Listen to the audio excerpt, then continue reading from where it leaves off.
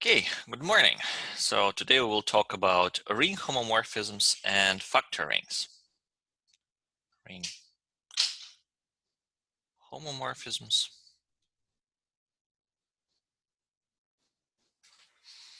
and factor rings.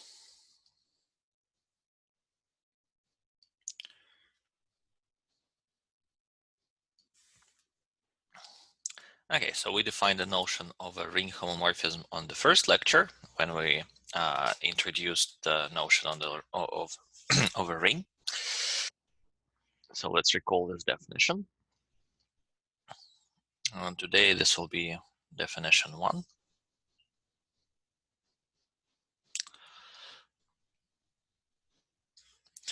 So let R1 and R2 be rings. R2 be rings. And then we say that a map, we say that a map phi from R1 to R2 is a ring homomorphism. Ring homomorphism.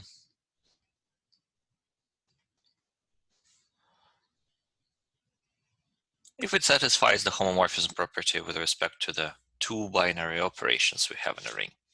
So namely that first of all, phi of a sum of two elements, a plus b, is the same as phi of a plus phi of b. And phi of a product of two elements, a times b, equals to the product of phi of a and phi of b. And that's for all a, b in the ring R1. Okay, so just one more time, this is addition in R1, addition in R1, this is addition in R2, and similarly here the multiplication is in R1, and the multiplication in the right is in R2. Okay, so the ring homomorphism is a map which preserves the ring structure.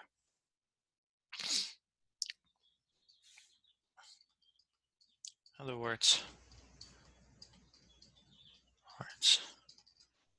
ring homomorphism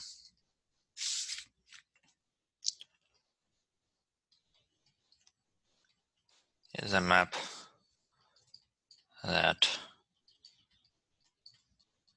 preserves or respects the ring structure. Ring. Okay. Now let's list the elementary properties of ring homomorphisms, and they are quite similar to the properties of group homomorphisms. So that will be lemma 1. Some of them we already mentioned in the lecture when we first defined rings. Ring properties, but let's just bring all of them in the same place now. Now, the first property is that the composition of two homomorphisms is again a homomorphism. So if phi is a homomorphism from R1 to R2, and let's say psi be a homomorphism from R2 to R3, are both ring homomorphisms,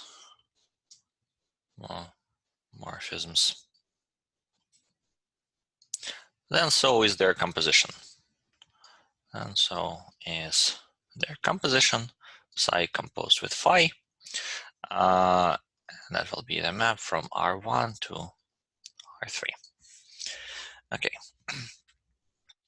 Now, the next thing is, let's look at particular homomorphism.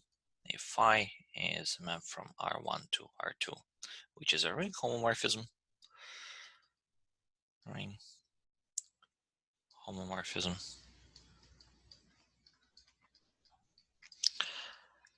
Then we will immediately have the following 4 properties.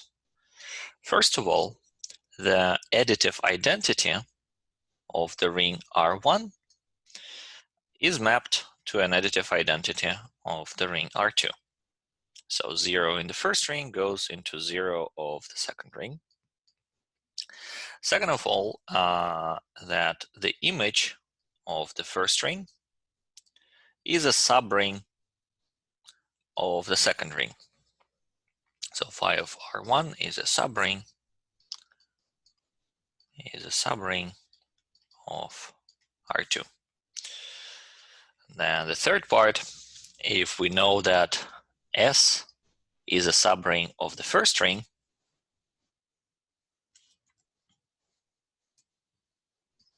is a subring of the first ring R1, is a subring. Then from here it follows that the image of S will be the subring of the ring phi of R1, which, as we already said, is the subring of R2. Is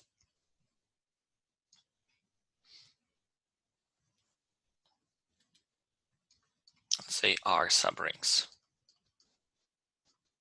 So each inclusion here is inclusion of a subring. And the last property, if further R1 is unital, further R1, R2 are unital. Actually, we can make a stronger statement. Let's just say that R1 is unital. R1 is unital without assuming that R2 is unital. Then we cannot, of course, say that R2 is unital, but then the image phi of R1 is unital, and moreover, the identity, the unity of R1 goes to the unity of phi of R1. Okay, note that this doesn't imply that R2 is unital. And for a counterexample, just take the trivial homomorphism which sends everything to 0, right? And R2 any non-unital ring. Okay, so the proof of this properties is quite elementary, and we've done many of similar proofs throughout the course, so I won't go over it. And instead, let's move on to the notion of ideal. So the main topic, the key topic of our lecture today will be ideals and factor rings. Factor rings. Let's talk about some motivation, and let's give an overview. So recall that for a group G,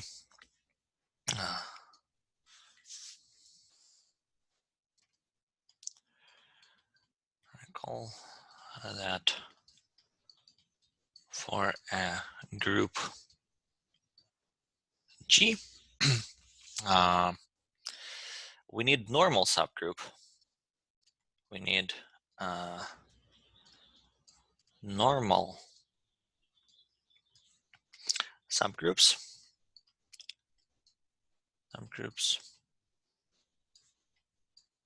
And in G to define the factor group. To define factor group G mod n, right? And let me put this in red, that we cannot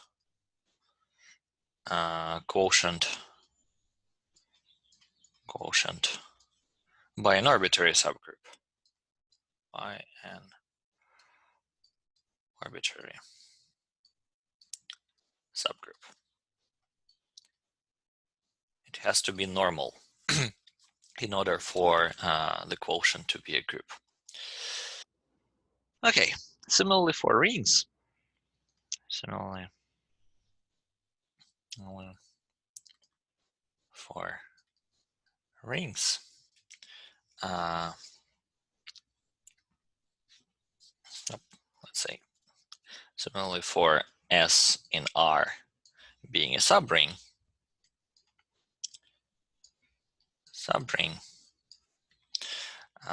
in order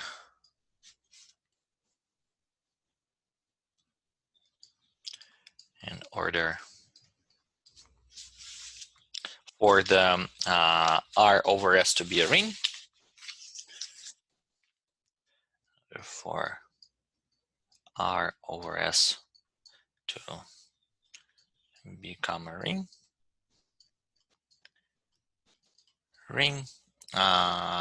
S must be a very special type of a subring.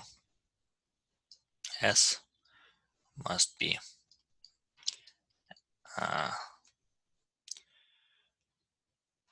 subring of a very special type. Of a very special type. Namely, we need S in R to be an ideal of R, to be the so-called ideal of R. So we will give the formal definition in a minute, but before that, let me say a few words about the prototype for the the idea of for the ideal. Prototype. And again, let's recall what we did in the group theory, that prototype for idea of a normal subgroup,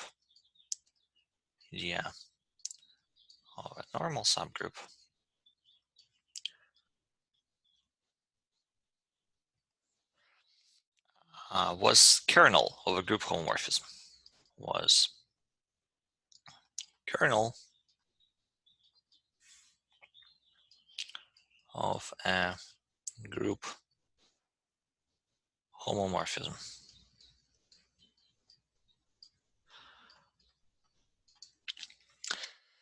Well, similarly, the prototype for an ideal, the prototype type for an ideal, let me put it in quotes because we haven't yet defined what is an ideal, will be the kernel of ring homomorphism. Will be the kernel of ring homomorphism.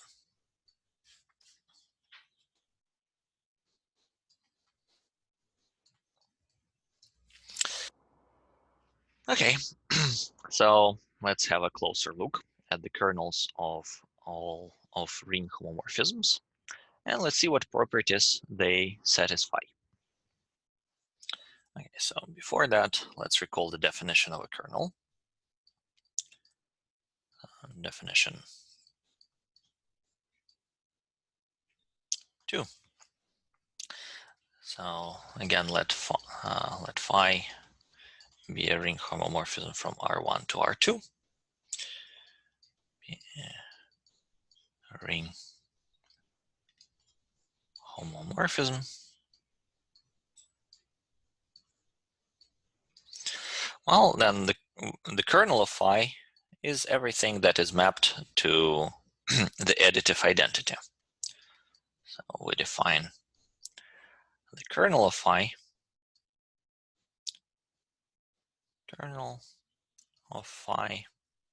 as follows.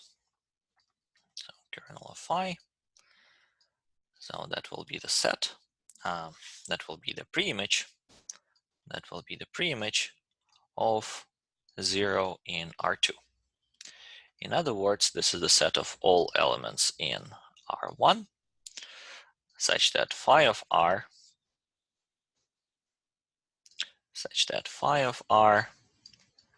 equals to 0 in R2. Okay, so an immediate lemma that kernel phi is a subring. So that's more or less immediate. Kernel phi is a subring. And we actually already proved that kernel phi is a subring of R1. Basically, a sketch of the proof. Well, the first thing, two things you prove is that it is closed under addition and multiplication.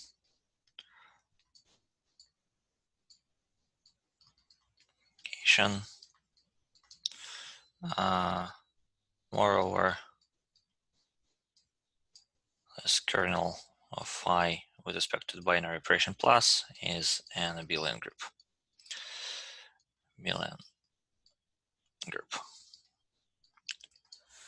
So this is kind of straightforward part. But what special property does the kernel have in addition to being a subring? So remember that we looked at the kernel as a prototype for the definition of an ideal, right, of a very special type of a subring by which we can quotient. So what special property has kernel phi in addition to being a subring? Addition to being a subring of R1.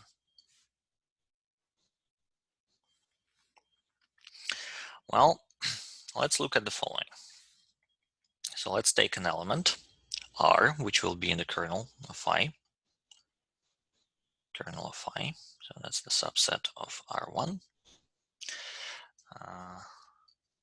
And in other words, this means that phi of R equals to 0 in R2. And let's take any arbitrary element S in R1. Let's be R1, be an arbitrary,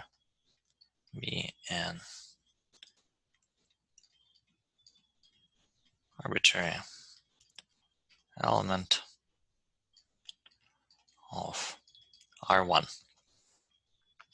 Okay, so then if we look at their product, phi of R times S. So by the homomorphism property is the same as phi of R multiplied by phi of S, right? But the first one is 0, so that's 0 in R2 multiplied by phi of S. And that's of course 0 in R2. And from here it follows that the product belongs to the kernel as well. So look that now let's have a closer look at what we just proved.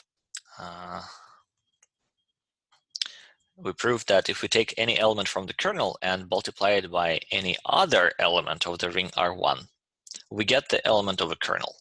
So not only kernel is closed under the product. Let me leave not only kernel is closed under the product, so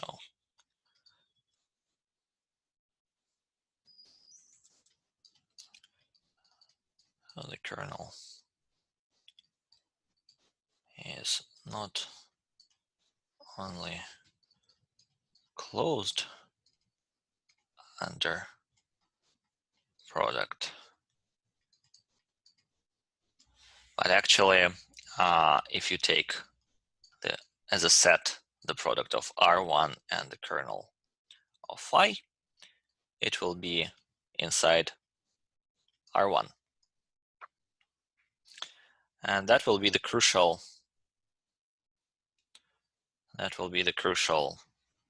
property of the kernel for today's lecture. And this is product as sets. And of course, yes? Can we also say R1 times the kernel equals the kernel? Perfect. Oh, sorry.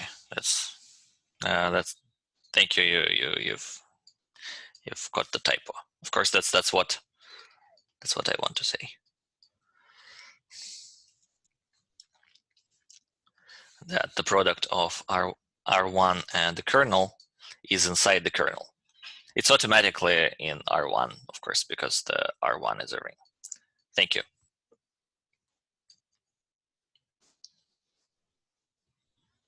So R1 times the kernel is inside the kernel. And of course, similarly, if we look at the kernel of phi times R1, that should be inside the kernel as well. Kernel of phi. So there is an avatar of this formula for the other order. Okay. This motivates our definition 3. So this motivates the following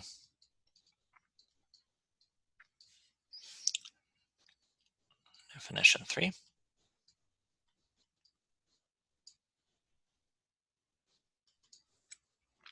So now let R be a ring. R be a ring. And I be a subring. Be a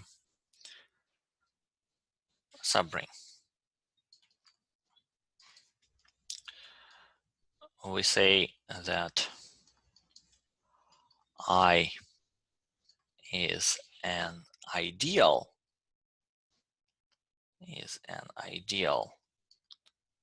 of R, or just ideal when it's clear what is the larger ring. Oh, sorry.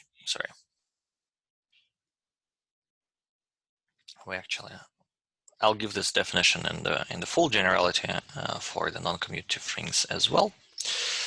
So we say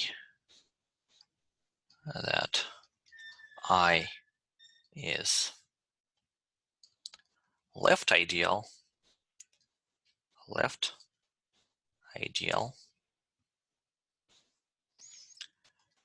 if when we multiply it by any element of R on the left, we end up in I.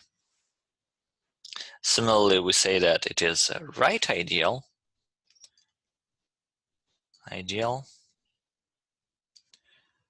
if whenever we multiply an element of I by an element of R from the right, we end up in I.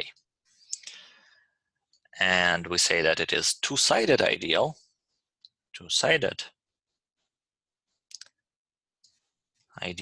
or just ideal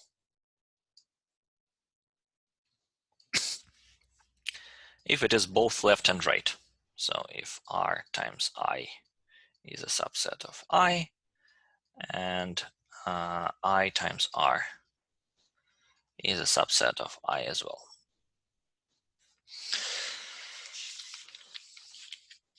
And of course, this is the place where we need to make a remark that for commutative rings, all three notions, of course, coincide. So when R is commutative, all three notions are equivalent. All three notions are equivalent. Okay. So any questions so far about the definition of an ideal? Okay, so let's look at an example. And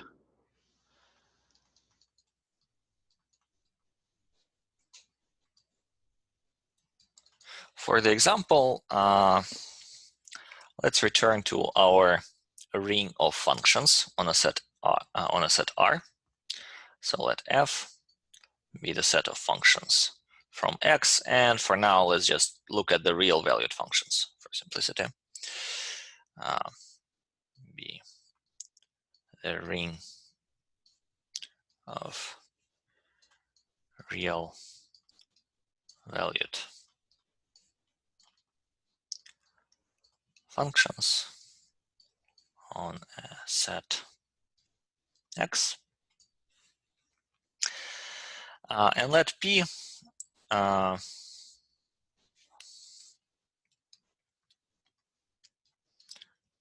and let P be any element of the set X. Okay, so what we can look is, we can look at the subring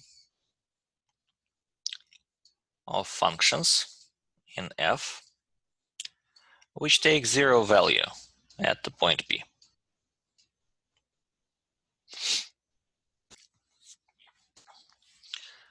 So let's say this is X, and this is the values of the function, and that will be the point P, right? So the collection of these functions, so this function will be in I, right? This function will be in I, something like this function will be in I, they all will be in I. So these are all functions which take value 0 at P. Okay, then the claim is,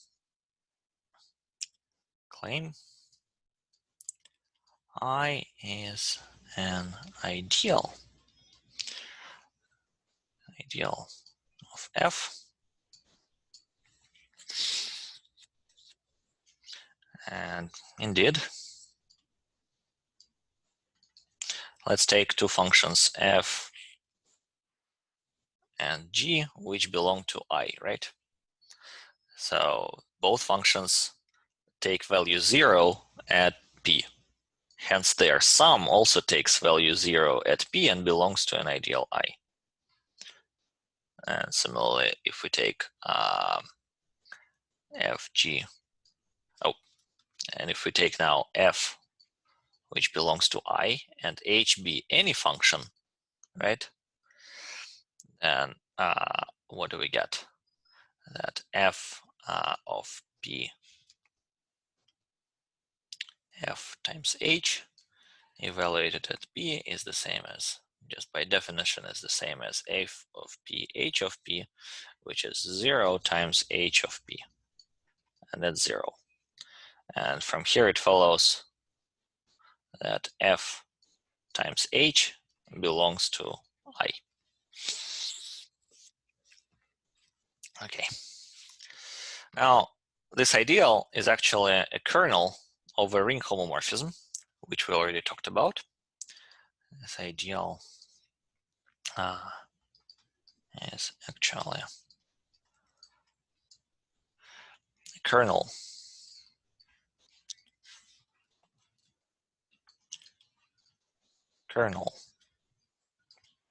of a ring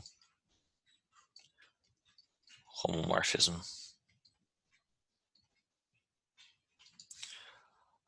Let's call it phi p from F to R, which is evaluation at P. at B, which just takes a function f inside calligraphic f and sends it to the value of this function at the point B. So we already proved that this is a homomorphism, and the kernel of this homomorphism is precisely I. Okay, so this whole story about ideals was needed because we can define factor rings. So before we move on to factor rings, any questions so far?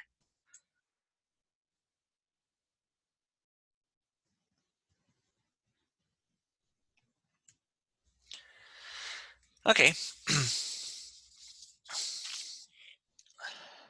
Let's talk about factor rings.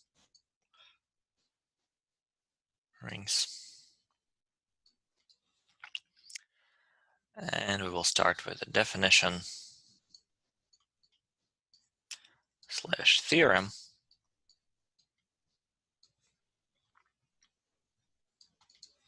Which is formulated as follows. So let R be any ring. Let R be any ring. And I in R be the two-sided ideal. Two-sided ideal in R. Then cosets x plus I. X plus I. X belongs to the ring R. Form a ring. Form a ring called factoring. Called factor ring, and denoted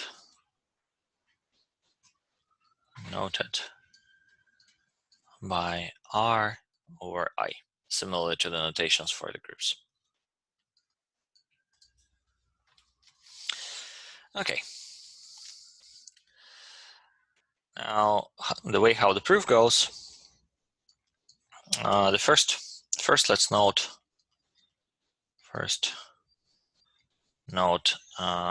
that because I is a subring, in particular, it is a subgroup of an additive group of the ring R. So the set I together with the binary operation plus is a subgroup of the set R together with the binary operation plus.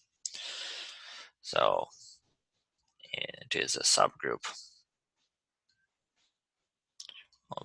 of an abelian group.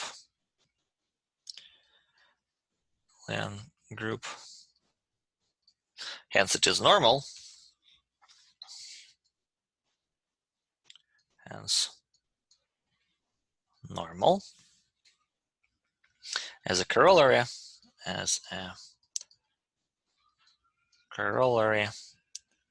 is R mod I, which is just a collection of all cosets, x plus I, x in R, form an abelian group with respect to addition.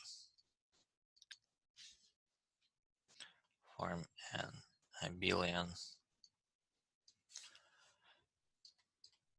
group with respect to addition, where we add the two cosets, x plus I and y plus I, by the following rule that we assign a coset containing x plus y. Okay, so this is what we know from the group theory. And now the interesting part is the multiplication. Now, the interesting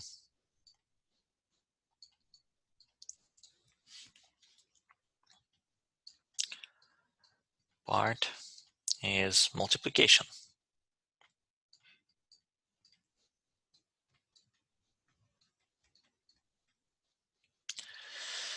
Okay, and let's examine what happens with multiplication if I is an ideal. So first, let's examine the product of the two sets. One of the sets will be x plus I, and the other set will be y plus I. So here the product will be as sets. For now, product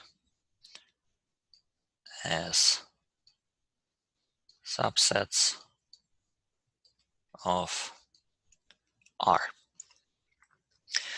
Okay, so we can say that it must be included in the following set, which is x, y plus x times I plus I times y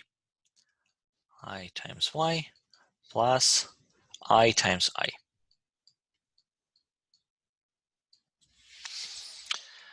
But now this thing, so what I mean here that this is a set inclusion. In other words, every kind of element, if we take if we take A and B, right? A and B, which can be written as x plus I1 and multiplied by x plus I2.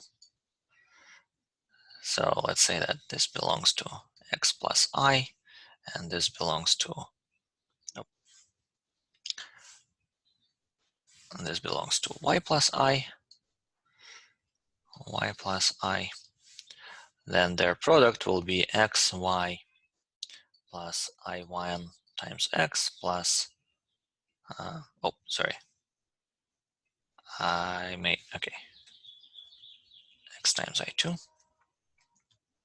x times I2 plus I1 times y plus I1 I2, right?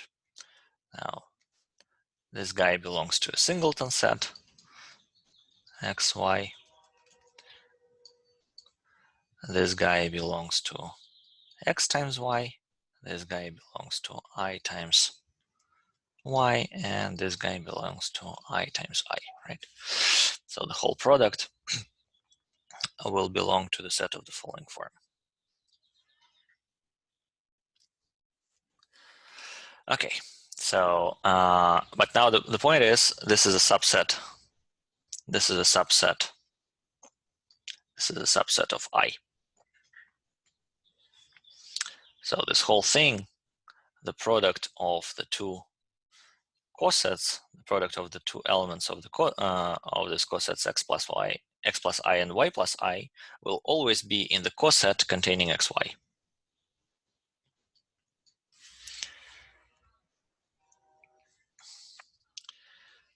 So, in other words, for all, let me formulate it as a separate statement. Let's say that this is statement 1. For all a in x plus I and b in y plus I, we have that their product AB belongs to xy plus I.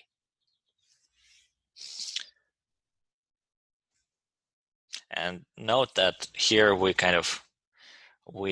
used the fact about I is that the product of any element x with I is in I, and the product of I by any element y is in I. Okay, so this allows us to define a binary operation allows us to define a binary operation.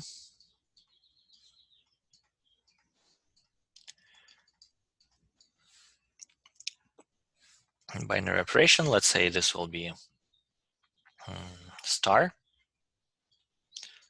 from R over I cross R over I to R over I, simply declaring that the product, this star product of the two cosets, is the coset containing xy.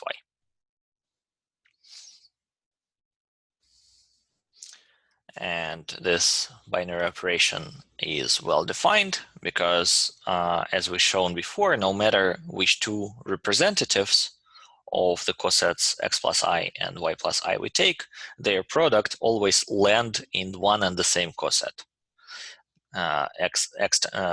coset containing xy. Okay. Now let me just put the most important part here. This works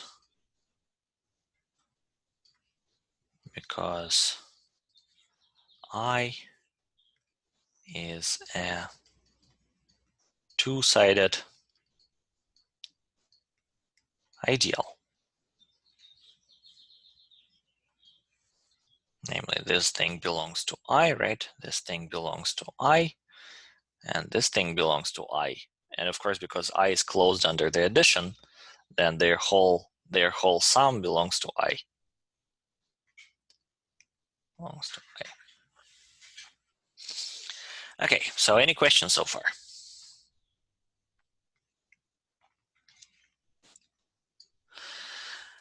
Okay, now this allows to equip the R over I with two binary operation, the plus and the star, and it will form a ring. Let's consider an example. Okay.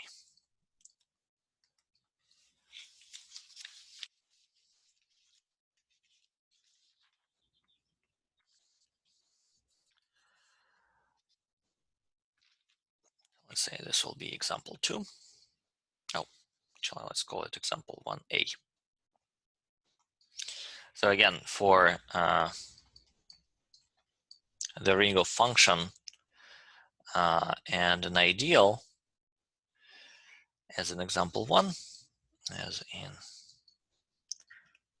example 1, we have that the quotient ring, F mod I is isomorphic to the ring of reals. Okay. Indeed, let's define a function phi from F over I to R, which basically takes a function here, well, coset containing F, and sends it to the value of F at the point P. Now, if we add two cosets, G plus I, in the quotient ring, then the value, and this will be a coset containing F plus G, right? Plus G plus I, and of course, because F plus G evaluated at P is the same as F of P plus G of P, and for all elements in this coset, they will take the value precisely the sum. Okay, and similarly, we have that Fg evaluated at P is F of P multiplied by the G of P. So phi is a homomorphism, and in fact, it's an isomorphism.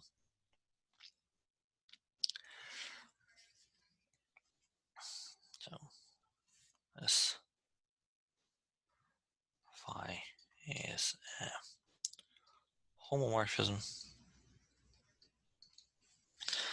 Phi is a homomorphism, and now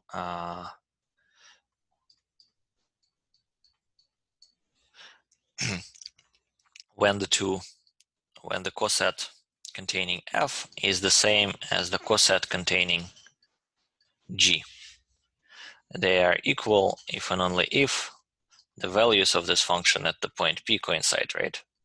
Because otherwise you take the difference of these two functions and it will be in I. So cosets of I are in one-to-one correspondence with values of functions at P. Correspondence with values of functions at P. So, okay.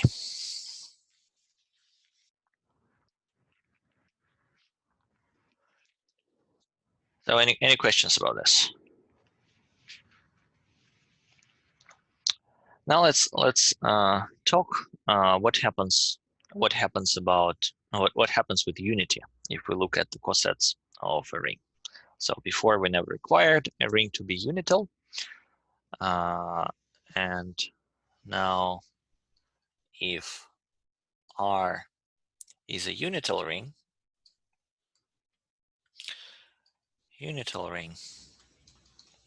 then the truth is an ideal is almost never unital. An ideal I in R is almost never unital. And this is all described by the following lemma. Lemma 3. So let R be a unital ring. Let R be a unital ring.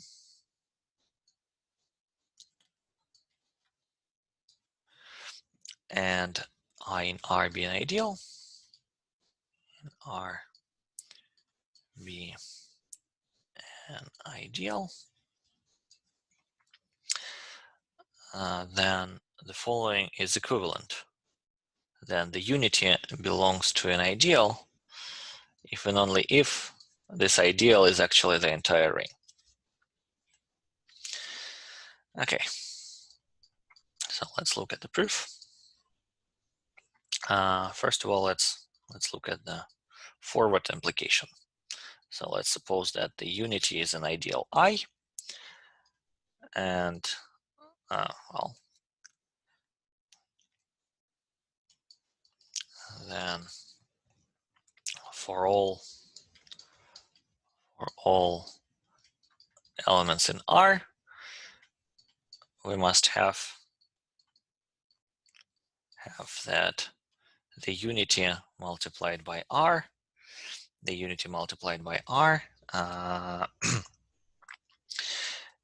belongs to I.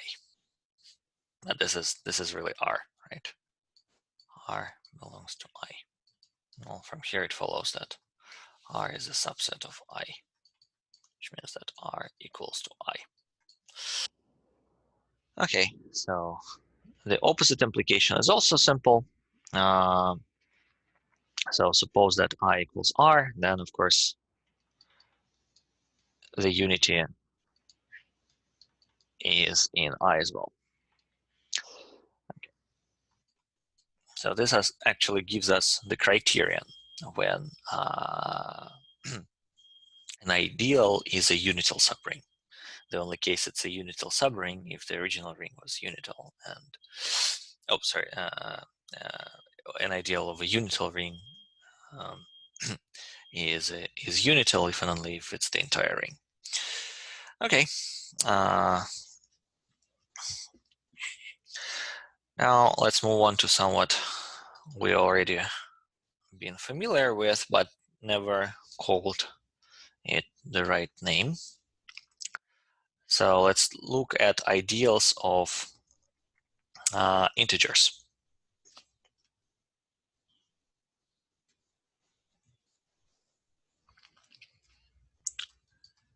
Ideals of a ring of integers.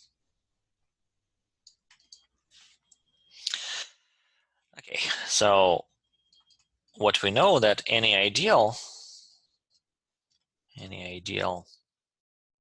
of I, an ideal I in Z, is in particular a subgroup. Is in particular a subgroup of an additive group. Subgroup. So I with respect to the binary operation plus must be a subgroup of Z with respect to the binary operation plus. Now we know that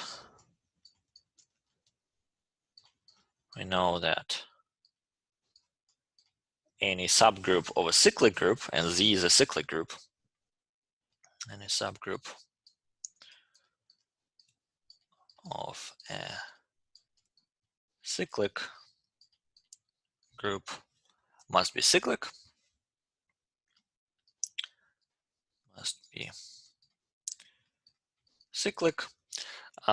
from here it follows that this I with respect to the binary operation plus as a subgroup is generated by a single element. Let's say n. So this is the set of n times k, where k is an integer. So any additive powers of a.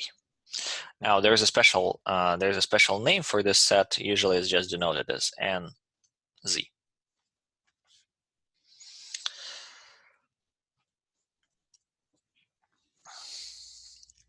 Okay, so next,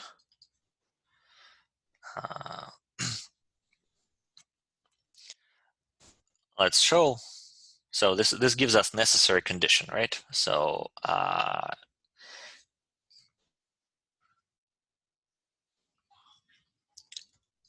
this gives us necessary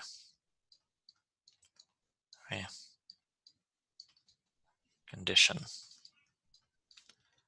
for a subset of Z to be an ideal. Let's prove that it's also sufficient. Let's prove that it is also sufficient. So let n be any natural number. Let n be any natural number. Well, the first thing we know is that nz is a subgroup of Z plus. Is a subgroup of an additive group.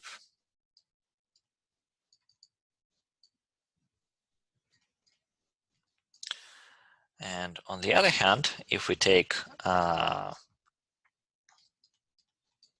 any, let's say, nk1, and this will belong to nz, and let's take any integer m, integer m, then their product n times k1 times m will belong to nz.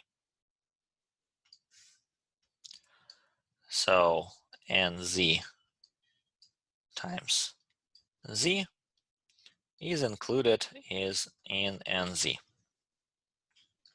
and nz is an ideal. Okay, so this allows one to define a quotient ring, factor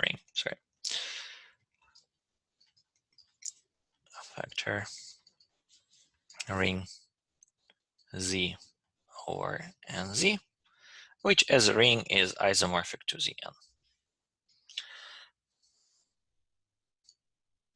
As rings. Well, in fact, the way we define Zn was really using the quotient, the idea of a factor ring. We just never pronounced it out loud that this is the factor ring of Z. Okay.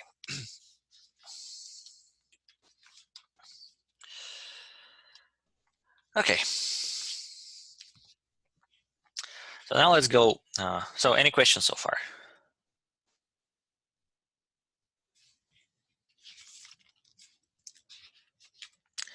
Now let's go back to the kernel and let's talk about the fundamental homomorphism theorem for rings.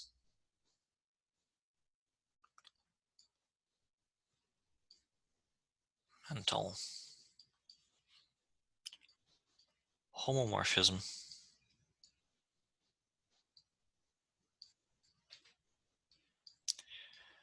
theorem for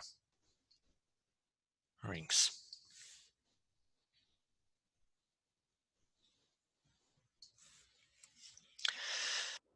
Okay. Well, we already kind of proved that for every ring homomorphism,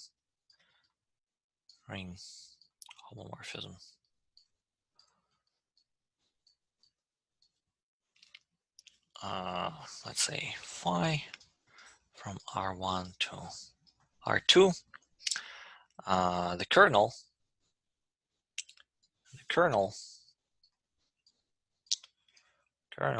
I, the kernel phi is an ideal. Well, it turns out that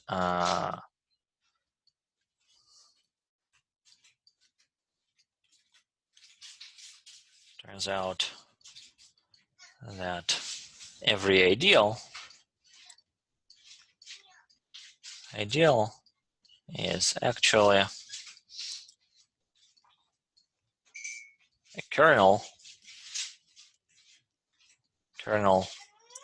of some ring homomorphism.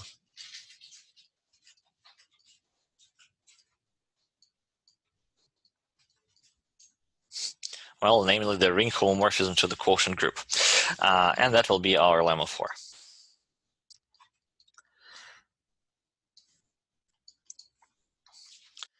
So the lemma 4 is formulated as follows. So let I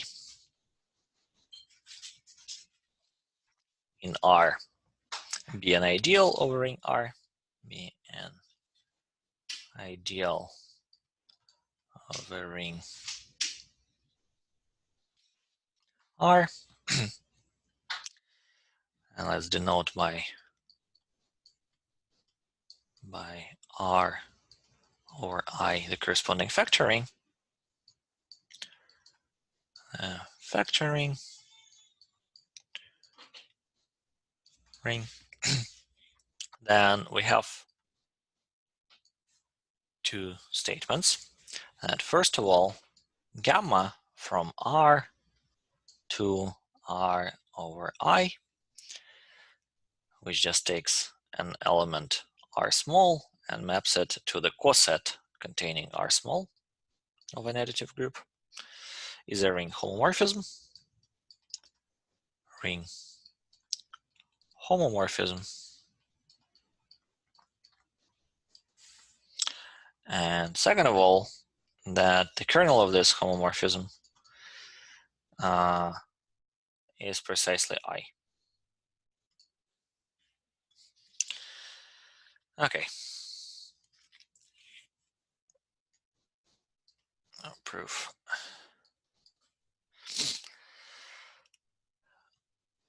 So from quotient groups,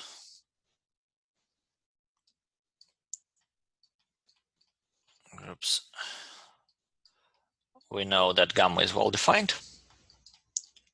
That gamma is well defined and is a homomorphism of additive group.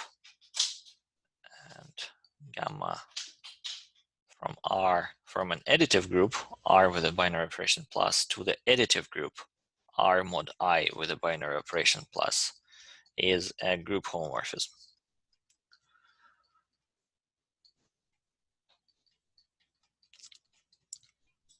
So the only thing we need to check is that it satisfies the homomorphism property with respect to multiplication.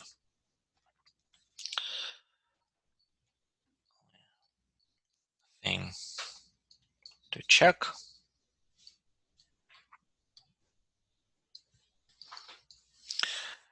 Okay, so let's look at the gamma of a product. So let's look at the gamma of a product, gamma of xy, and our goal is to prove that this is the same as gamma of x times gamma of y. Okay, so by definition of gamma, this is the coset containing the product of x times y, right?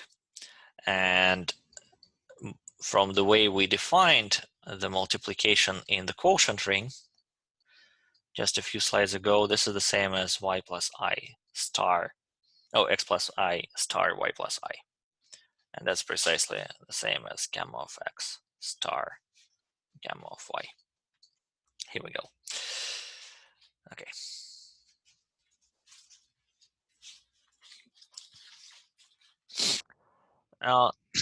This whole thing brings us to an idea of the so-called fundamental homomorphism theorem for rings. It is formulated exactly in the same way as the fundamental homomorphism theorem for groups, but now everything there, every element there is a ring, and every arrow is a homomorphism of a ring. Theorem. That's fundamental homomorphism.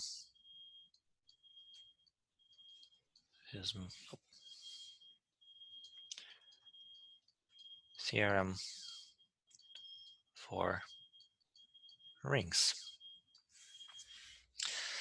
Okay, so let phi be a map from R1 to R2, which is a ring homomorphism. A ring homomorphism.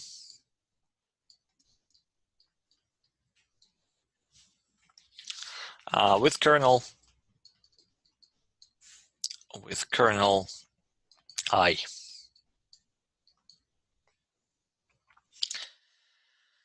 Okay. Then there exists a ring homomorphism.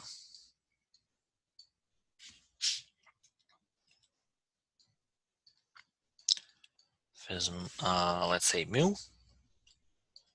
from the quotient ring of R by the kernel of phi to the image phi of R1. And this homomorphism is actually an isomorphism.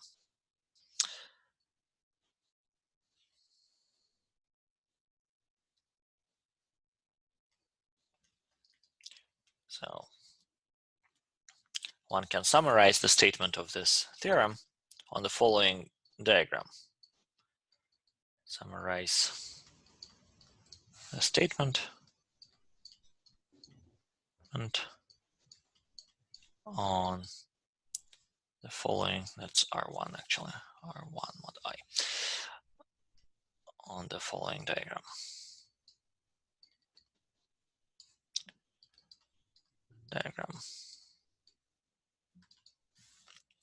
So if we have our ring R1, right, and we have our ring R2, and inside of R2 there sits a subring, which is the image of a ring R1.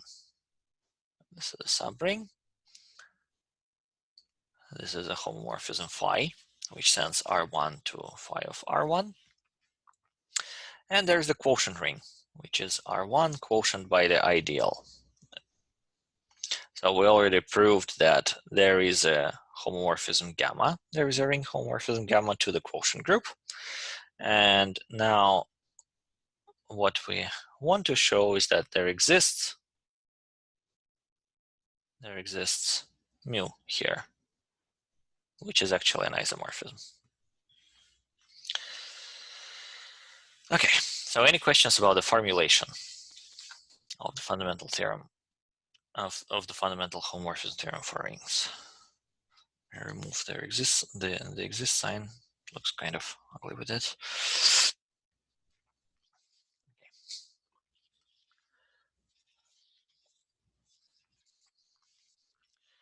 Okay, so how do we prove that?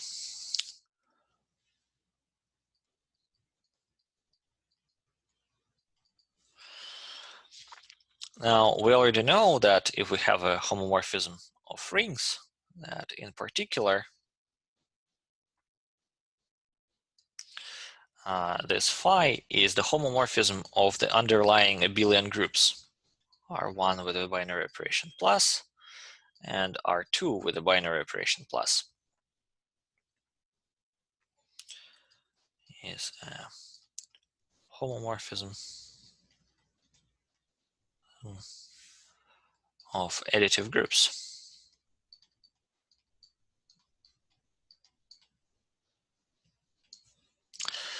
Okay, so by the fundamental homomorphism theorem, so by the fundamental homomorphism theorem for groups,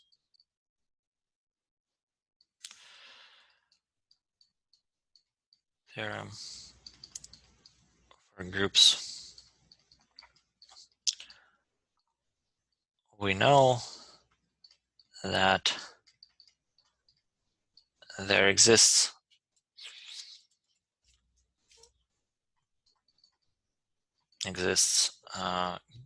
group isomorphism between the two abelian groups. One is the R1 mod I with a binary operation plus, and the other is phi of R1. Mu from R1 mod I equipped with the binary operation plus to phi of R1 equipped with the binary operation plus. The tilde sign stands for the isomorphism.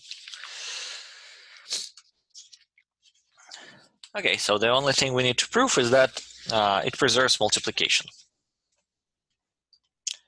So the only thing we have to prove is that mu preserves multiplication.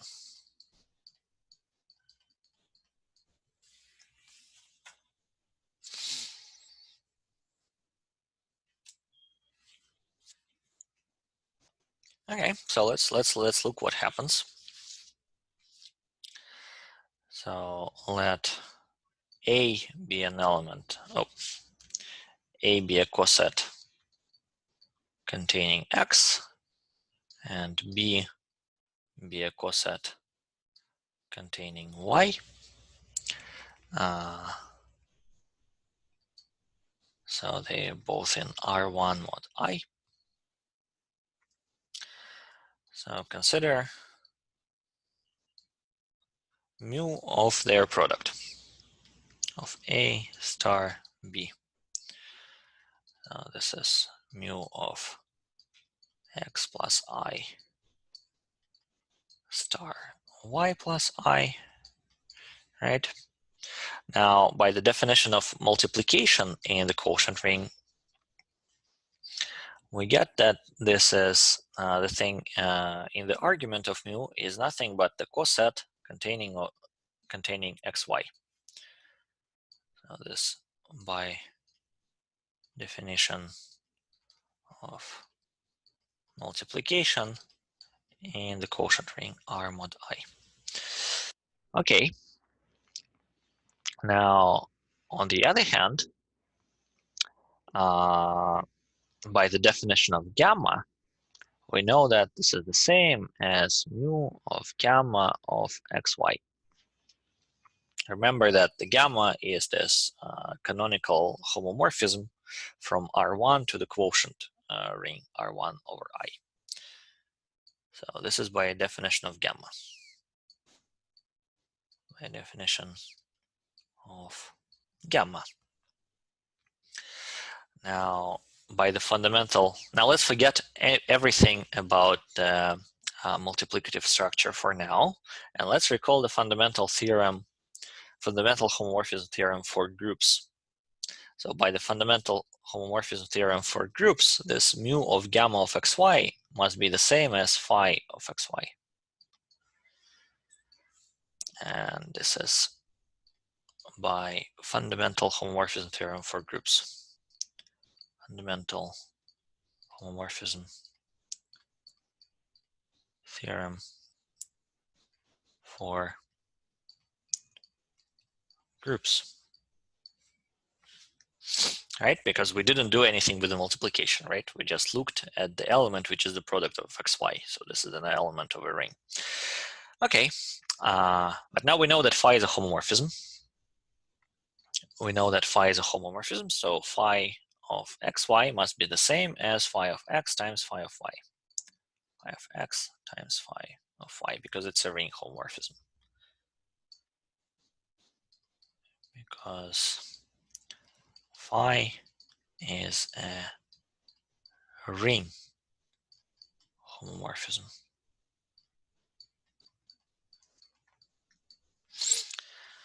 And finally, by the fundamental homomorphism theorem for groups, we know that this is the same as mu of gamma of x and mu of gamma of y. This is by fundamental homomorphism theorem for groups. And but what we just get is nothing as mu of x plus I, right, multiplied by the mu of y plus I. And this is the same as mu of A times mu of B. Here we go.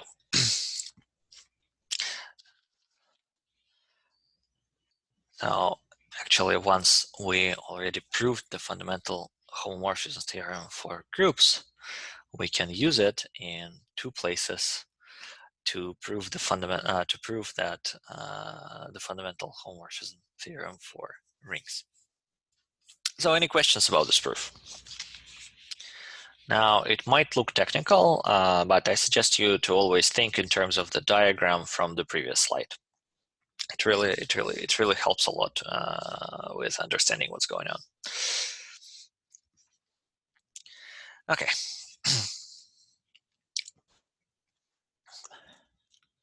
Now let's give another look on the fundamental homomorphism theorem for rings.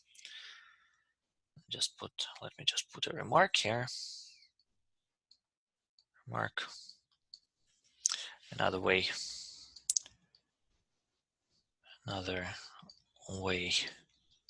to formulate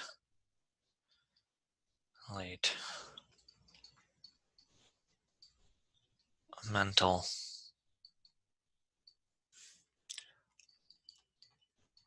homomorphism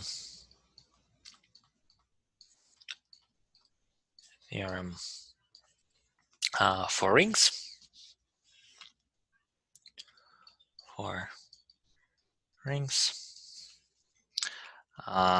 Is that for any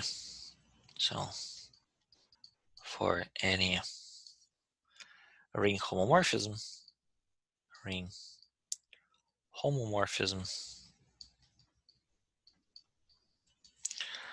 phi from R1 to R2, the image is isomorphic. The image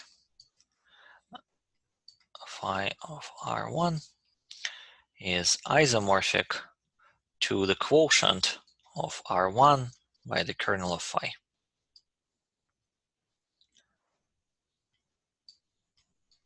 And they are isomorphic as rings. And that's always the meaning of every fundamental homomorphism theorem. For groups or for rings is that precisely that the image of a homomorphism is isomorphic to the kernel to the quotient by the kernel. Something you've seen many times in linear algebra, for example. Okay, so now let's do something crazy in the conclusion of the lecture. Let's look at some strange example.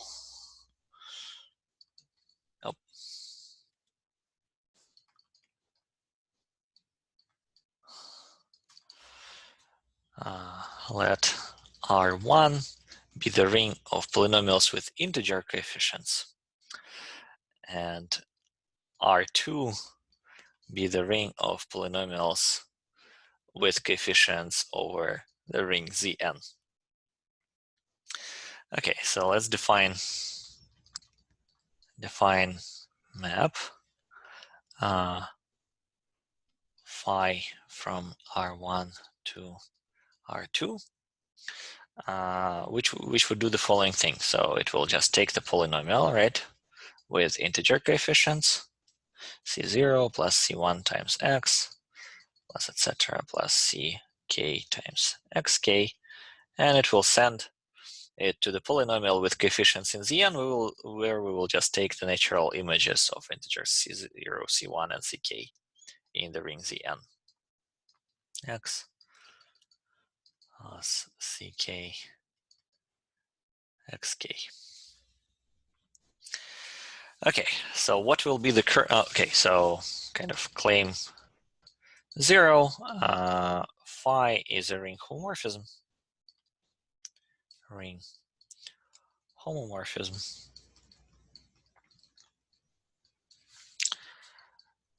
Claim 1 would be about the kernel of phi. So what is the kernel of phi? Kernel of phi. So the kernel of phi consists of precisely all polynomials which are sent to the 0 polynomial in R2, right? So namely, all coefficients must go to 0. Well, then all coefficients must be multiples of n. So this is the polynomial with coefficients in the ring nz. X. So this is the set of polynomials b0 plus, I don't know, b, let's say k, x to the k. So here k belongs to z greater or equal than 0, and Bj is 0 mod n. Okay, so now the R1 over the kernel will be precisely Zn of x. Zn of x. Okay. Anyway, so let me stop here, and I will be glad to answer your questions.